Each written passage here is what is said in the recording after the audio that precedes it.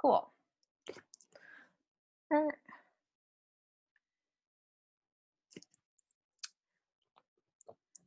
So if you want to find a comfortable seat,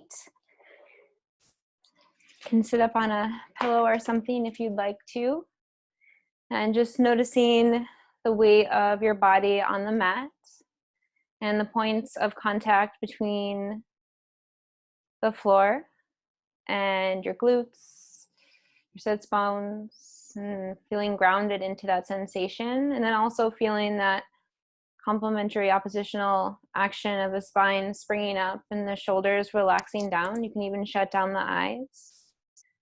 We'll start with a couple of clearing breaths, and then we'll do one round of Om together. And then at the end, we can also Om together, but I'm gonna unmute and unplug. Inhale in through the nose. And exhale, HA out of the mouth. Inhale in through the nose. And exhale, HA, release. This time, inhale, preparing for one Om.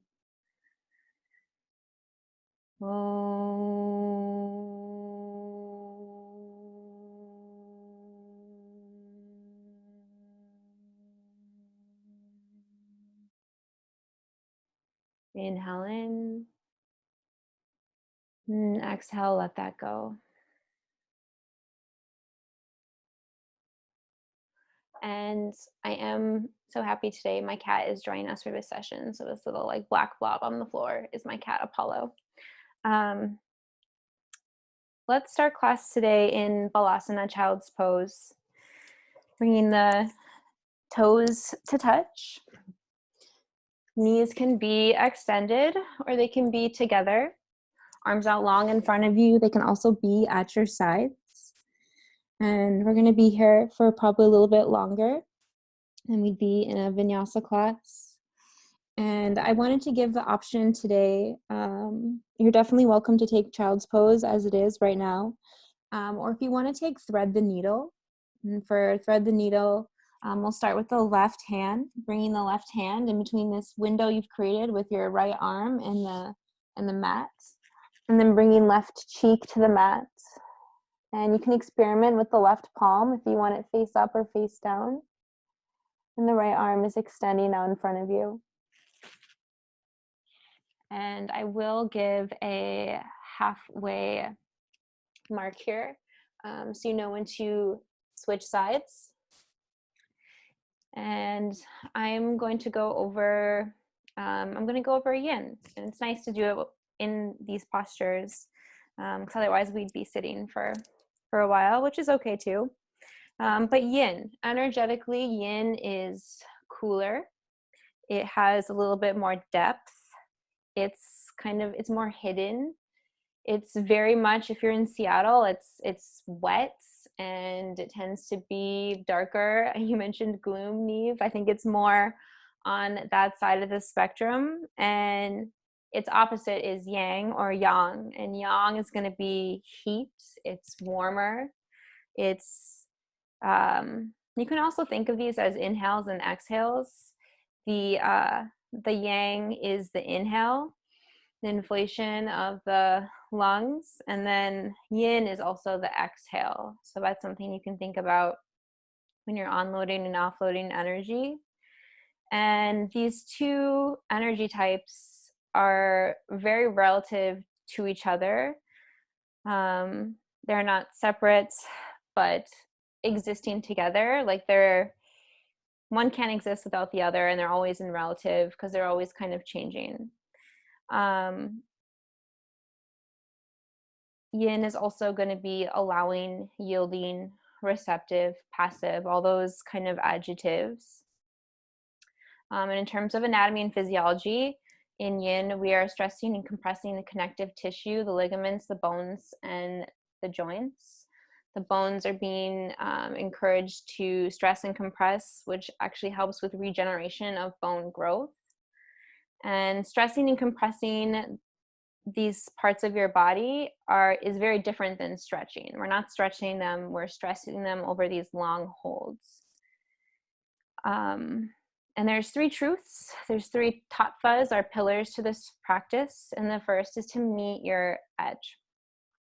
And it's a gentle edge. It may be 70% of where you can go, what your range of motion is, because we're going to be holding it for time. And I often say the tattvas in like a very specific order, but I almost feel like it doesn't even matter which way, like I could say. So anyway, meet your edge. And the second one is to be still. And being still is definitely very challenging, especially if the mind decides to amp it up. It gets kind of loud, which can absolutely happen when you're creating space and stillness for yourself. And there are 2 reasons in which you would move. The first is if you are invited to go deeper into the practice. And so after a couple minutes, the muscles may have relaxed and you may be invited to go deeper. So absolutely follow your edge if it recedes.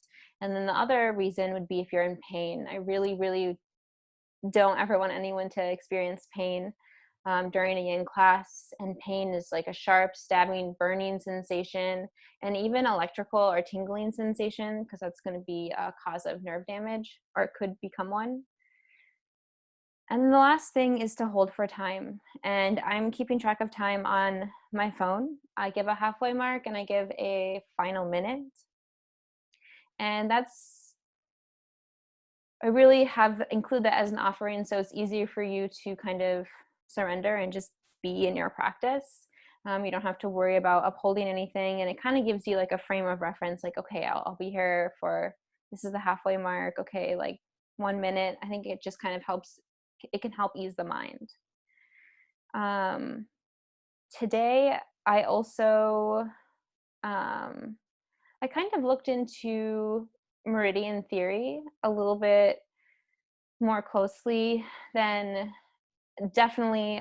So my experience with yoga comes from vinyasa, and I've studied a lot of Indian and Hindu tradition and philosophy and subtle body work. And so studying meridian theory is something that's on the newer side to me, and it's something that I'm very much still learning with. But yin obviously is going to be coming more from a Chinese background and a Taoist background. And there's actually, qi is supposed to be kind of the equivalent of the word prana in this practice. And we are at our halfway mark. So if you want to switch sides, if you took that, thread the needle. There are 23 different versions of qi in the Taoist theory. So there's already, again, like yoga, a lot of different lineages. And let's see here, I was going to share the meridians are like channels that conduct energy throughout the body, forming a network. When meridians are clear and open, the energy flows freely. So very much like prana. Ancient yogis examined the subtle body through a similar system, and in yoga, it's the nadis. Those are the channels running throughout the body. And there are 12 major meridians, and they all run through the major organs, and they actually have complementary sides. So there's the yin and the yang side of the meridians. And I don't really want to get into all of it right now. Like the spleen goes with the stomach, the heart meridian goes with the small intestine. But one thing that I thought was interesting is that in acupuncture, when you're focusing on healing someone, you're focusing on the yin meridian usually, and not the yang meridian. And in terms of zeroing in on things today, I wanted to focus on the liver meridian, because the liver meridian is associated with spring. And I also want to give a shout out to Cindy, because she kind of got me started on this whole tangent I went on today. So I thank her for rekindling my curiosity. And let's see, we're almost approaching the final minute here in about 5 seconds.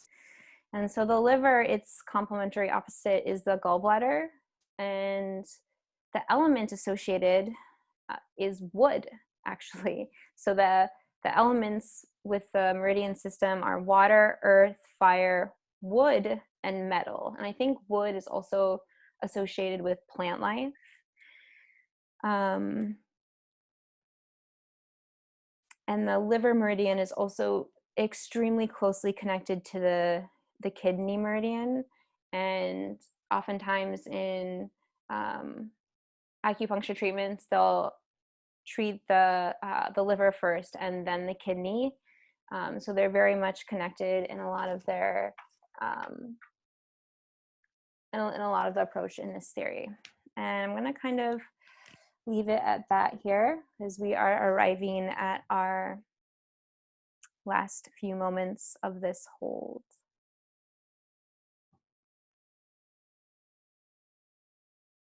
And you can unthread the needle and come into a tabletop, stacking the shoulders over the wrists, the hips over the knees.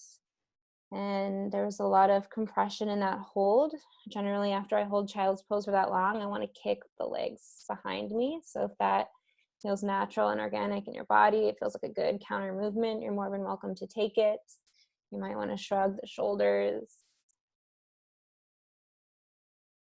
Maybe even move through cat and cow, flexion and extension of the spine. And then we'll meet back in a neutral table. And let the hips fall off to one side. And we're going to practice square pose today. And square pose can get pretty intense. It starts off seemingly like, no, this isn't so bad. And then after a while, it can get pretty intense. So if you want to grab a block maybe or a book, you might want one in this posture. But we'll start with the left shin parallel to the horizontal side of your mat on the ground. And then we'll bring the right shin up and over. So the ankles are on top of the knees here. And if you arrive and your knee is up super high, it might be helpful to put a block or a pillow right there. And I just saw a message pop up. I'm not sure if, oh yeah, the Pleasure Activism book, the book I'm using. This book is awesome. Highly recommended. It has nothing to do with yin, but it's a very good book. So right shin on top of left shin. And so arriving here, and you really could go all the way to shoelace, bringing the right leg all the way over. But I'm going to encourage us to practice in square pose today. Taking a moment to anchor the tailbone down, remove glutes, making sure the pelvic bowl is tilted down. And then I invite you to fold forward. And we're going to be here for 4 minutes on this side. And again, like right now, I'm like, oh, this isn't so bad. But then once you add the forward fold and you're here for a few minutes, that's where the intensity of the posture comes from, is the time and the length of the hold. And so I've already got the timer going.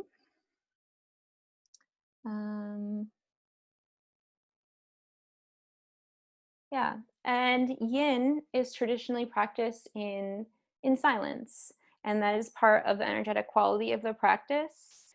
And I think it's nice because it gives you an opportunity to have like a 4-minute meditation and then like a little break and then another 4-minute meditation.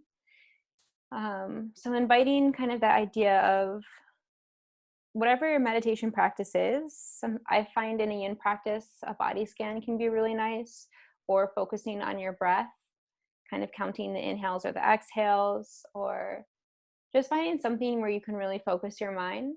And when the mind wanders, the mind is going to wander, or at least I imagine it will. My mind always wanders.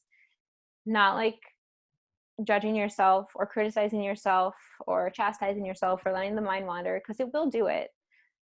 And just coming back to the practice, returning and being like, hell yeah, that's like what meditation is. Like I remember to return and doing the practice. It's really easy to give the instructions and to say how to meditate and to find stillness of the mind, but to put it into practice is another story. So knowing that we're all on our path and on our own process, navigating things as they're meant to be. And we are already coming up on the halfway mark here, about 10 seconds out to the halfway mark. And always option to put like a block or a pillow under the head here.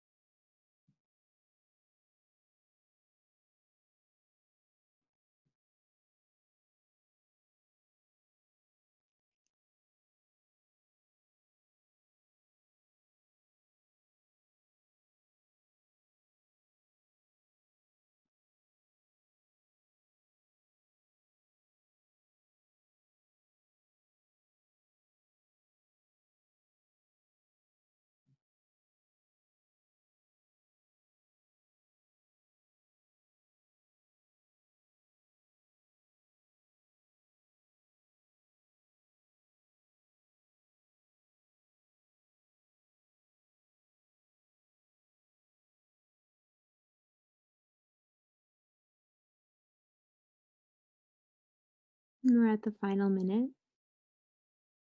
And just notice where your attention is being directed.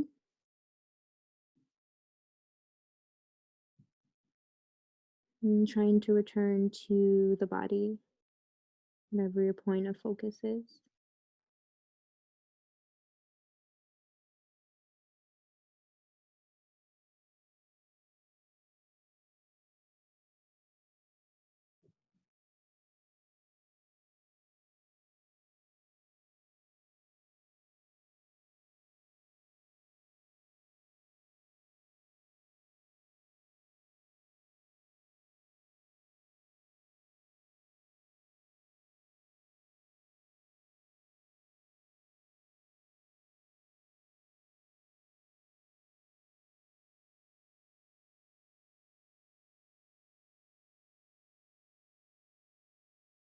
Vertebrae by vertebrae. Unfurl the spine, press the palms back into the mat, lift the chest, elevate the torso, slowly come up and out. And it might feel good to walk the arms behind you, let the chest fall back, the head fall back. And then come back to center. And we're actually going to work into half pigeon from here. So keep the right shin forward and move the left leg behind you. And it might take a second to navigate setting this up since we're not coming from down dog. But right knee comes behind right wrist and right ankle comes behind left wrist. And the degree here in which the leg arrives, the heel might be really close to the pelvis. I know for a long time I heard the cue shin parallel to the top of the mat, and I was like, oh my God, I want to be able to do that. And the reality for me is anatomically, like, that's not in my future, probably in this lifetime. And that's okay. Like, I'm still feeling the stretch in my hip, like I'm still doing it. It can also be nice to put a book under the right glute or a block if you've got one, kind of helping to neutralize the hips. And then option to walk the forearms forward, let the head hang, or to bring the head to a pillow or the chest to a pillow. And we'll be here for 4 minutes as well.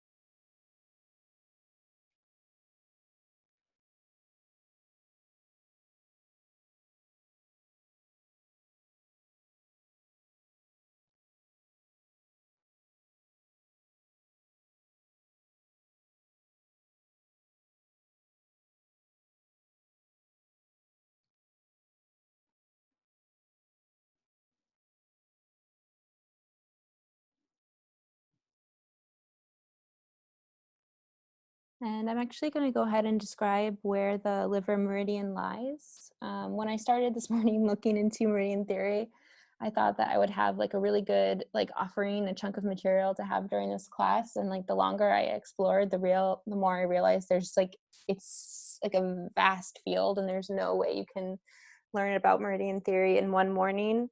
And even beyond that, there's so many different fields that study energy. I almost got into electromagnetism and quantum theory, and I was like, this is gone on for too long. But I will tell you where the liver meridian is. I'll describe it right now, and we're at the halfway mark. So it begins in the inside nail of the big toe, and it runs along the top of the foot. It climbs the front of the ankle and runs up the inside, so the medial part of the leg, until it reaches the pubic area, where then it enters into the lower abdomen, and of course connects with the liver and the gallbladder. And as it rises higher, it branches, and one of the branches connects with the lung meridian. And something I thought was pretty fascinating actually is in Taoist theory, that's kind of where the soul resides. Which is something it's not the context that I had been thinking of it as, but I thought that was interesting. And then as it rises higher, it follows the throat, and then it connects with the eyes. And there's one branch that goes across the cheeks, and a higher branch that goes across the forehead to the crown. And the oppositional meridian is the gallbladder, and that starts at the corner of the eye, and then it zigzags down the outside of your body and arrives down at the feet. So you can think of these complementary yin and yang channels. Right now I'm definitely focusing more on the liver meridian.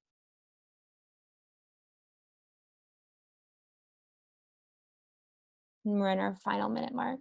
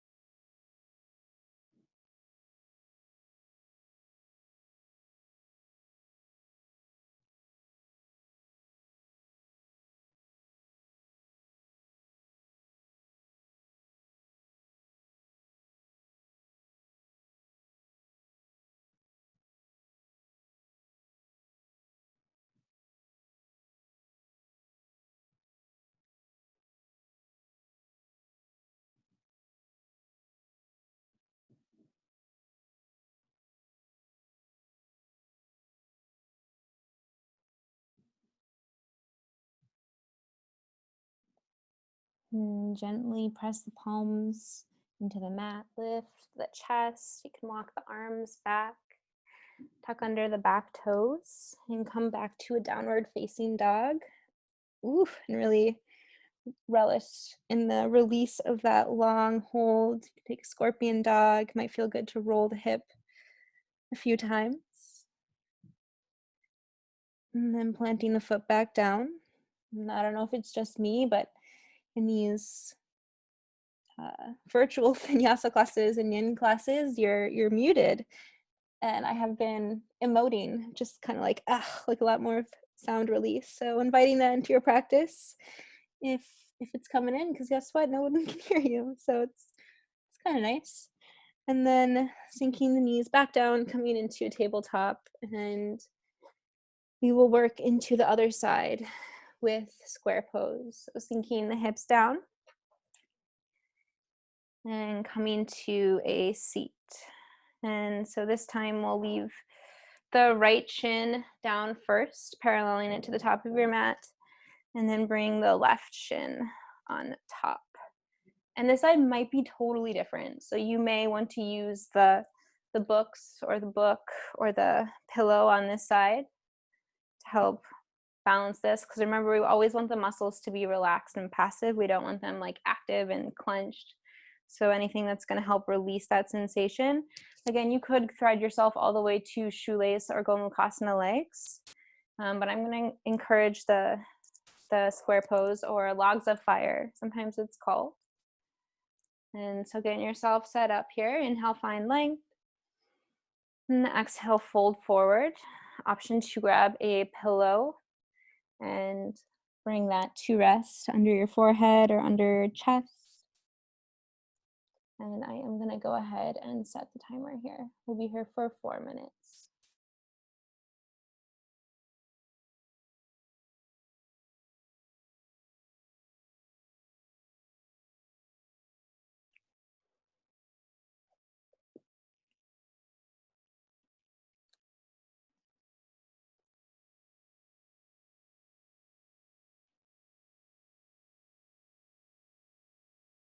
And I guess one thing I didn't mention at the beginning of class is in yin, we never want to experience pain. But discomfort is actually very much a part of the yin practice. I definitely have like a very dull, icky sensation in my lower back. So if that's in your experience right now, that is what we're working with. So trying to be there with the sensation and noticing how you can show up in moments of discomfort is a really wonderful practice, actually, just to have in life in general, and how you can respond instead of react. And I think in a yoga setting, I think it can be challenging to navigate the discomfort, but I often find in other aspects of my life, when things are chaotic and I'm uncomfortable, it can be harder, even harder than it is in a more yogic setting. So getting this practice right now.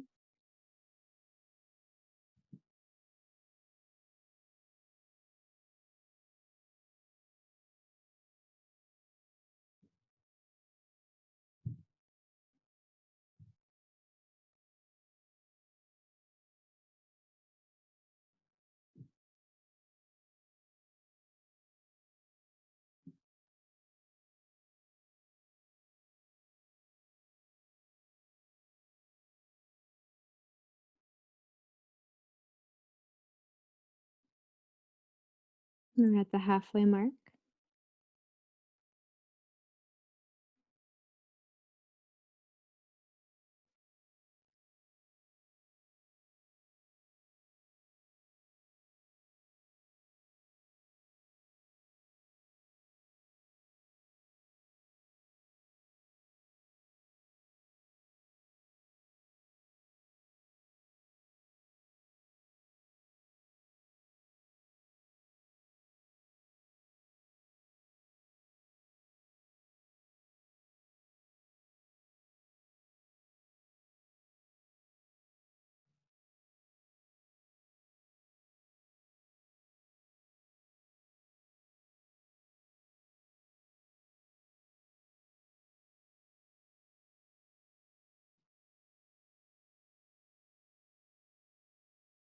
And the final minute. Remembering to observe the thoughts. And the more that you notice, the more we tend to also notice the patterns. So you might be a habitual planner, habitual fixer, maybe a dweller or a fantasizer. And sometimes it even helps to label noticing what's going on. But just notice and don't judge or analyze any of it. Let the thoughts come up. They're going to come up, they're going to rise, and then let them recede, let them fall away without attaching or identifying with what the mind is thinking.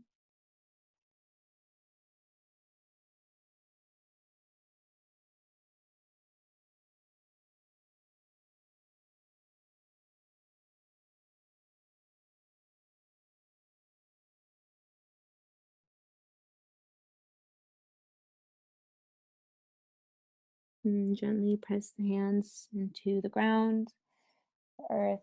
Walk your hands back towards center, really moving slowly. A lot of times after a long hold like that, the back or wherever you're releasing can it can feel really creaky or just extra sticky, and the body is going to bounce back very quickly. But that's the work that we're getting into right now. So knowing that's a normal part of the practice and trying to turn towards it maybe with a little curiosity and, if you can, compassion. And we'll move to half pigeon on the left side this time. So bringing the left shin forward and extend the right leg behind you and taking a moment to set it up on this side. There's always the option to take figure 4 on your back. I can demo after we get this set up here. Maybe you want to grab the book, place it under the left glutes, finding neutrality in the hips, and then you can slowly walk the forearms forward. And if you are experiencing knee pain or even ankle pain, you can take figure 4, which I'll demo right here. So coming to laying on the back, and actually in a yin class, if you're taking figure 4, it's nice if you can like scoot your way up to a wall. And then bringing left ankle on top of right and pressing the right foot into the wall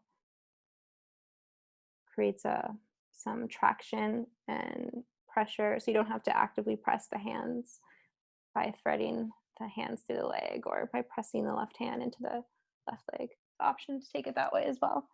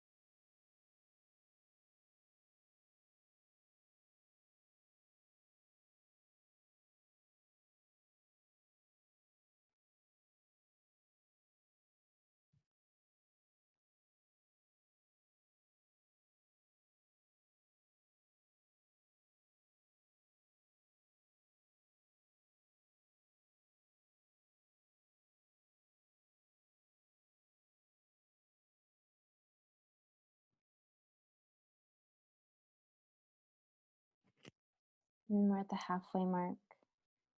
And I'm going to go ahead and do that liver meridian scan again on this side. So inside of the nail of the big toe, runs along the top of the foot, climbs the front of the ankle, runs up inside the medial part of the leg until it reaches the pubic area, goes into the lower abdomen, where it enters into the liver and the gallbladder. Rising higher, it branches. One branch connects to the lung meridian. Rising even higher, follows the throat and connects with the eyes. One branch goes across the cheeks, and the higher branch goes across the forehead and to the crown. And final minute.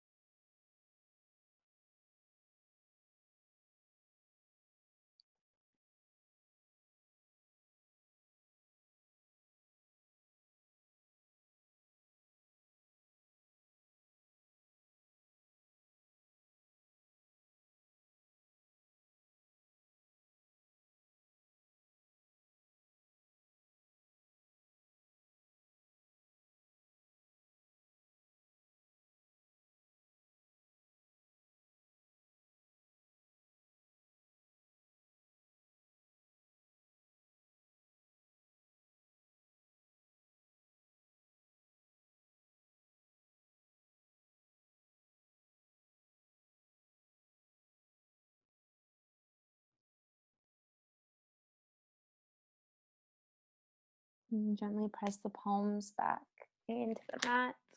Walk the hands back. Tuck under the back toe. Engage the back leg and send the left leg up high. Yeah, feeling the release of the pose. I've heard it also called the echo. And oscillate the ankle. Feeling the range of motion in the hip socket. And plant the left leg back down. And come all the way down to the belly. Flattening the tops of the feet to the mat. Coming into Sphinx pose. Bringing the forearms to the earth. They kind of look like goalposts. And if you're feeling a lot of intensity in the lower back, the lumbar spine, you can create more distance, more width in between your arms. This is also a good pose to grab a pillow and put under the elbows, or perhaps in between, or like right under the armpit, because the intention of this posture is lower back compression. And I know sometimes in this posture, my arms sometimes tend to feel like the thing that's being focused on. And so sometimes a pillow can actually help alleviate that tension. I might even grab one.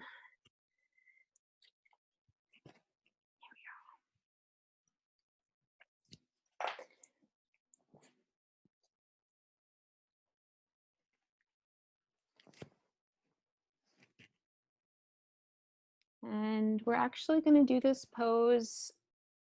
We're going to do it for 2 minutes. And then at the 2-minute mark, we're going to take sleeping infant, napping baby. It looks like Spider-Man or Spider-Person crawling up a tower or a building.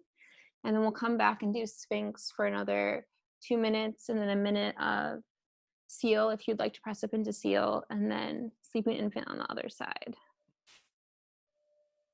Oops.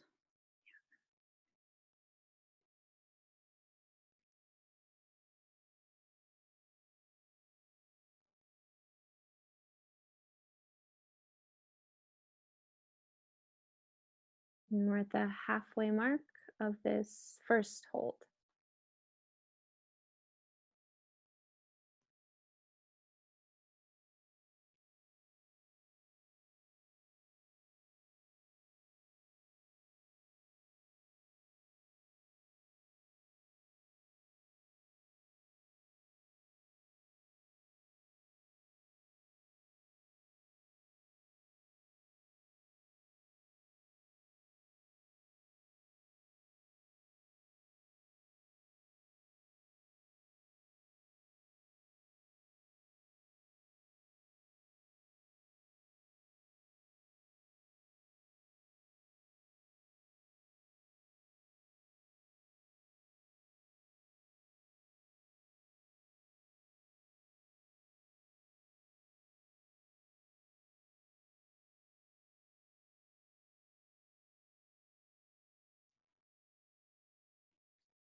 And we'll now make our way into sleeping infant or napping baby, starting on the right side. So bend the right knee and bring the right knee out towards the side. So it's almost like a 90-degree angle.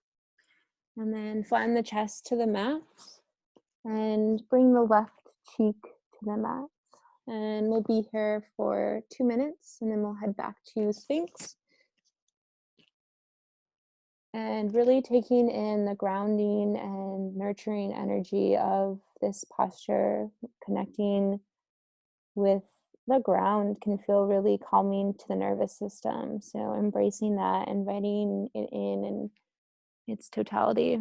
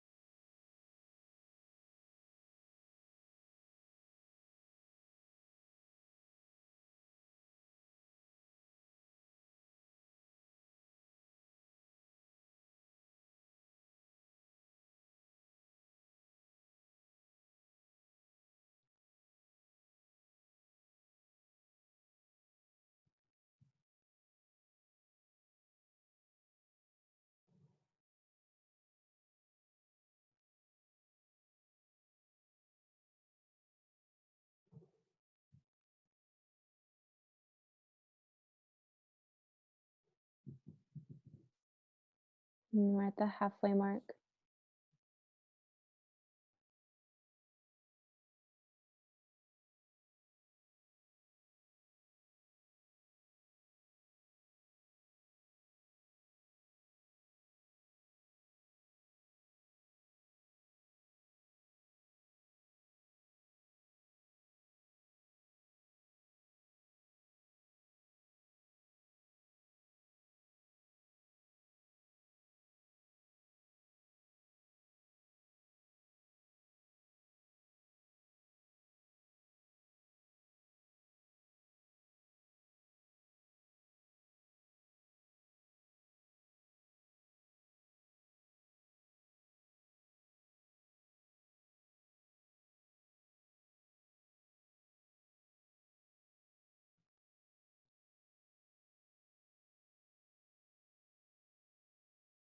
Notice if the mind has wandered.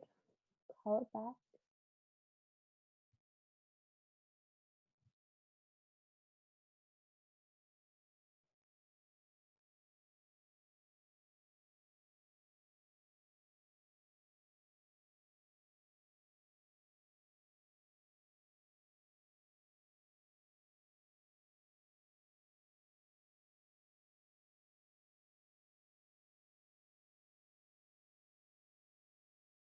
Bring the right knee back to meet the left knee.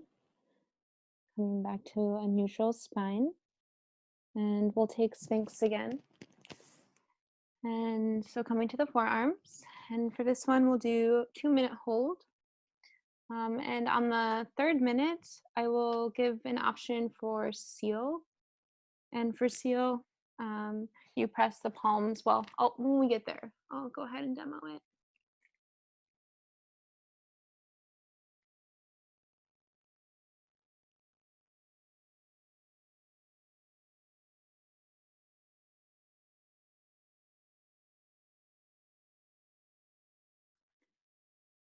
And I guess overall, after diving into meridian theory and after already studying nadis and chakras and kosha theory and even thinking about chemical energy, electrical energy, all that stuff, they are similar in that our bodies are full of conduits for the subtle energies to flow within us. So they're all systems or tools to measure subtle energy in our bodies. And that can be really helpful to be in observance or observation of what's going on, self-study.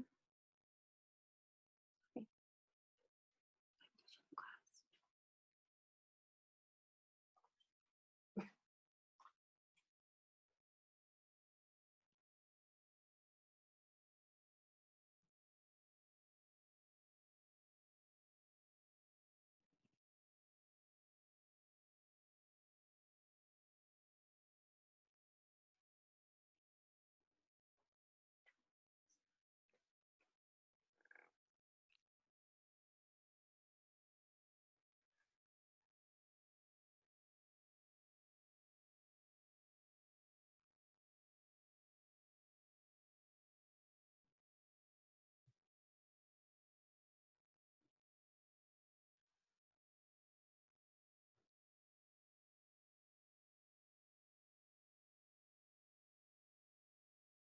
We're at the final minute mark. So if you wanted to press up into seal, press the palms into the mat and engage the arms, and option to even walk the arms back.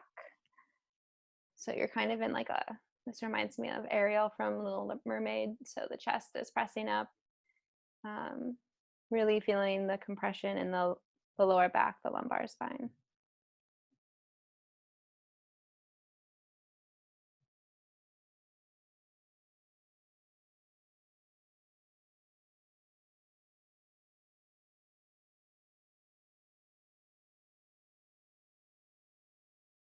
And if it's too intense, you can always come down back to Sphinx. And we'll be here for just another 10 seconds.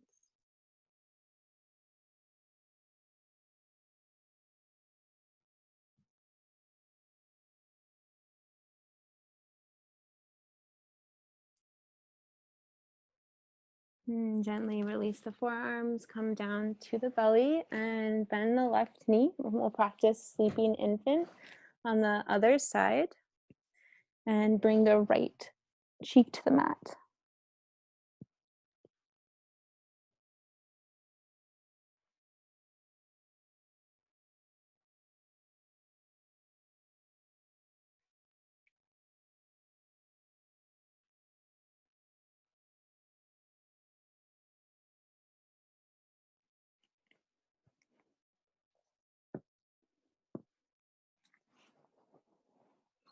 And again, feeling the points of contact between you and the ground, the weight of your body, the weight of gravity.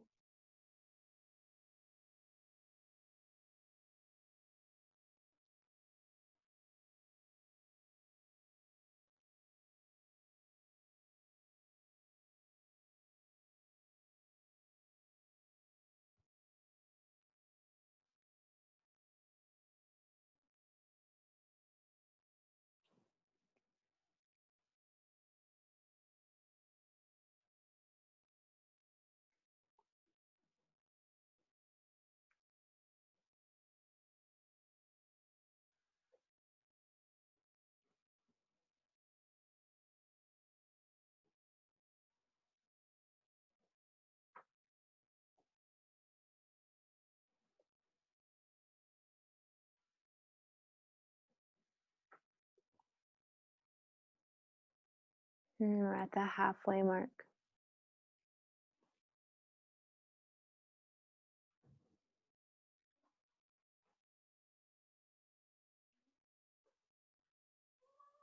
I'm trying to tap into the yin qualities. They're also lunar qualities of nurturing and allowing,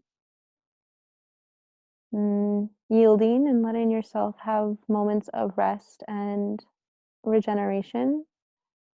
If you do follow the lunar cycles, right now we are in the waning part of the lunar cycle, and we're arriving on a new moon or a dark moon. And so this part of the lunar cycle is often associated with a lot of these yin qualities of resting and resetting and regeneration. So really full on embracing those energetic qualities and validating them just as much as you would validate feelings of activity and motion and motivation.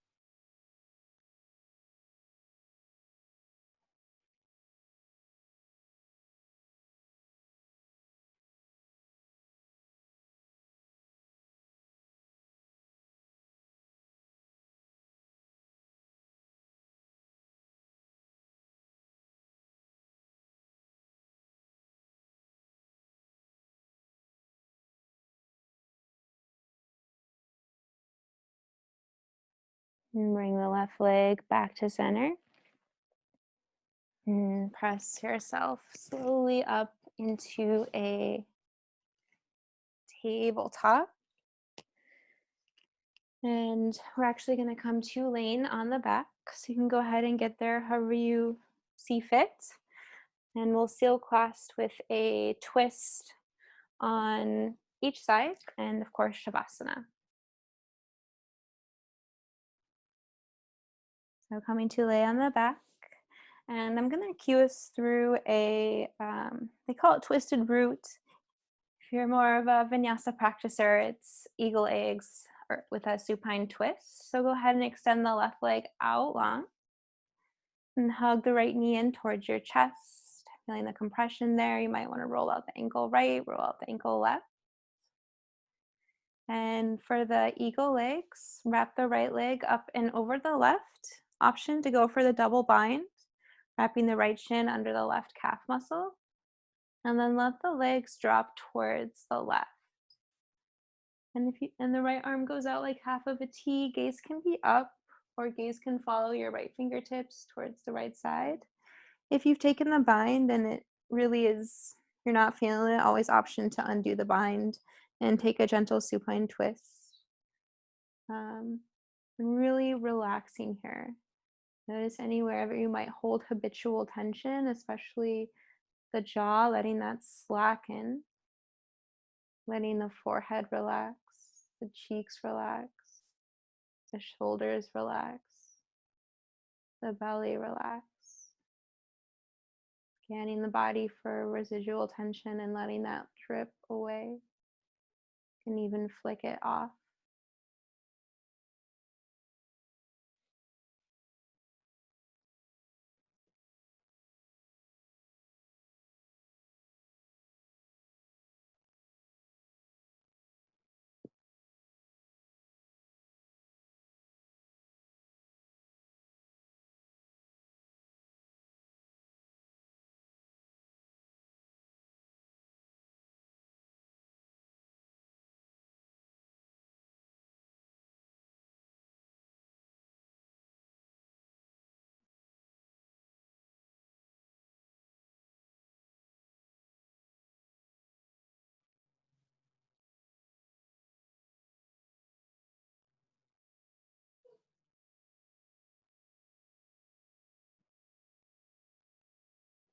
And if there's an external noise that kind of brings you out of your practice, like the bus goes by or the roommate walks in, like knowing that that's going to happen and it's a part of the practice. So not resisting the external distractions, but letting them be there, inviting them in just like you'd allow the shadowy, more components of yourself to be there, but maybe you just don't, it doesn't get all of your attention. We're at the halfway mark, and it's also the final minute.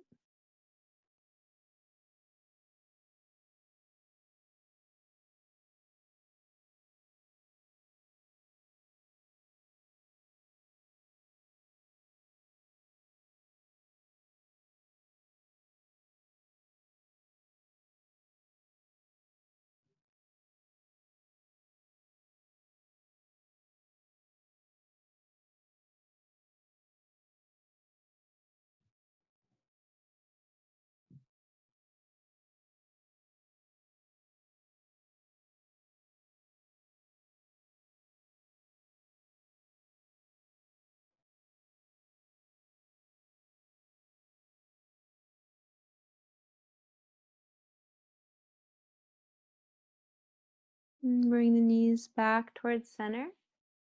Unthread the legs. And send the right leg out long. Hug the left knee in towards your chest this time. Feeling the compression in the leg. You can oscillate the ankle clockwise, counterclockwise. And this time, wrapping the left leg up and over the right leg, and then letting the whole structure of the legs drop towards the right. And if the bind's not for you, you can definitely undo the bind. The intention here is to twist and to find equilibrium again in the spine. So the binding is just a little extra if you want to tap into it. Left arm is out towards the side. Gaze can go that way, but again, we don't want to create more tension. You know, on certain days I have a lot of tension in the neck, so it feels good to just send the gaze up towards the ceiling.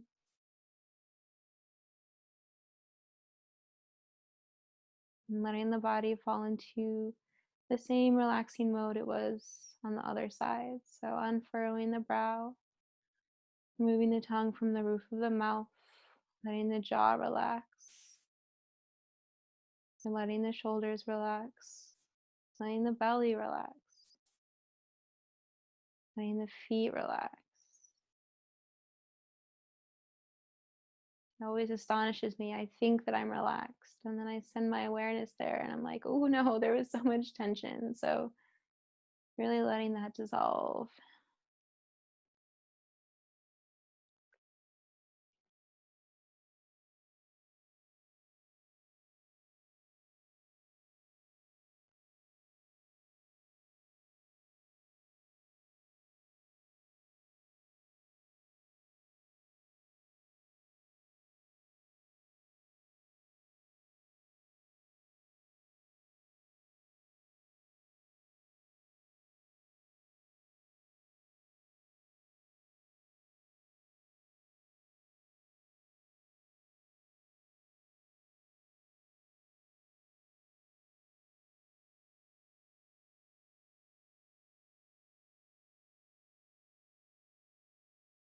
We're at the halfway mark, final minute.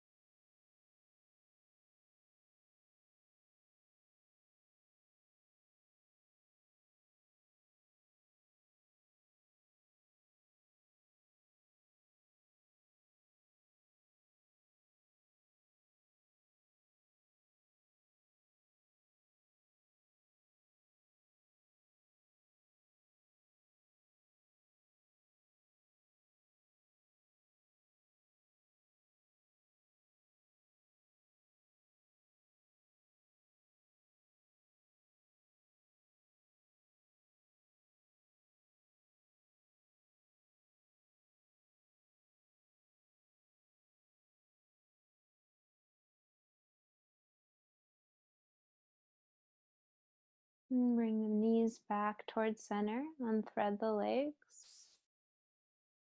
And bring the knees in towards the chest and roll around on the lower back here, feeling the sacrum. And you can wrap your arms around the tops of your shins, embracing the whole self and all of its qualities. And letting go into Shavasana, final rest, letting the limbs extend beside you. And then knowing that you can take up more space than your mat allows. The mat was very much determined by a manufacturer. So if you want to kind of let the limbs go, absolutely. Or if you want to lay in a fetal position or go back to the belly or take legs up the wall, this is your opportunity to really practice rest and regeneration. And I know that at the end of class, my mind starts to plan about the thing that I'm doing next. And so if that's happening to you, trying to reel the mind back in and bring it back to presence. You still have these couple minutes to practice being here in the now.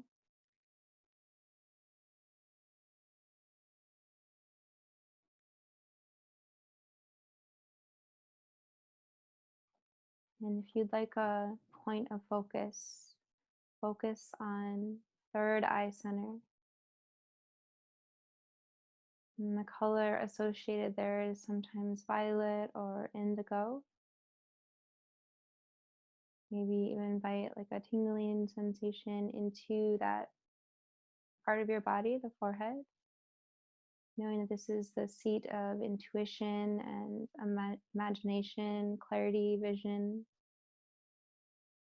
taking in any information or downloads, or just trying to send the awareness there again and again.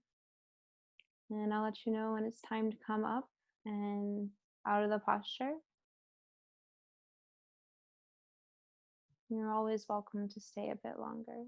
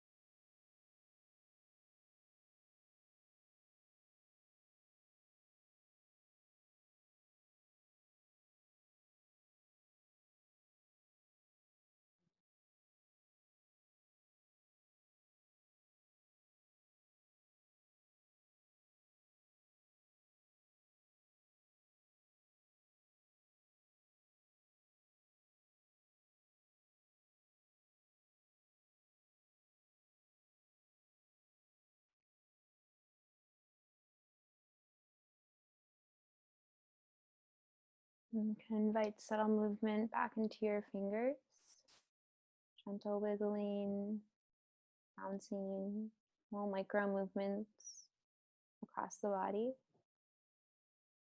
Extend the arms above you like you would if you stretched in the morning, and hug the knees towards your chest. And if you want to continue in this pursuit of lunar and yin qualities, you can roll over onto the left side, using the bicep like a pillow. If you feeling like you need to balance out the energy, maybe roll towards the right for a little more solar action. And taking a moment to extend gratitude to yourself for doing this practice. And I always want to send a wave of gratitude to the lineage of this practice. And I usually extend my appreciation for yoga always back to India and where that tradition resides. But I also today want to extend it back to the Taoist tradition and on China, because this is a yin practice. So it has that in its roots. And honoring the territory that we occupy, Duwamish territory. And actually, I hadn't planned on doing this, but since this book is right here, there's at the end, there's a gratitude spell or poem. If I can find it, I'm going to read it.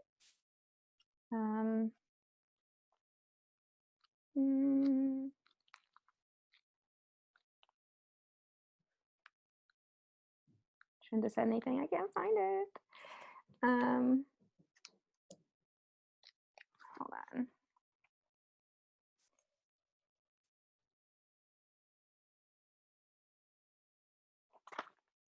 .401. Okay, so this is a book by it's Pleasure Activism, and it's by Adrienne Marie Brown, and she has a radical gratitude spell, and it goes: "You are a miracle walking. I greet you with wonder in a world which seeks to own your joy and your imagination. You have chosen to be free every day as a practice. I can never know the struggles you went through to get here, but I know you have swum upstream, and at times it has been lonely. I want you to know I honor the choices you made in solitude, and I honor the work you've done to belong. I honor your commitment to that which is larger than yourself and your journey, to love the particular container of life that is you. You are enough. Your work is enough. You are needed. Your work is sacred. You are here, and I am grateful." And I'm going to go ahead and unclip this mic.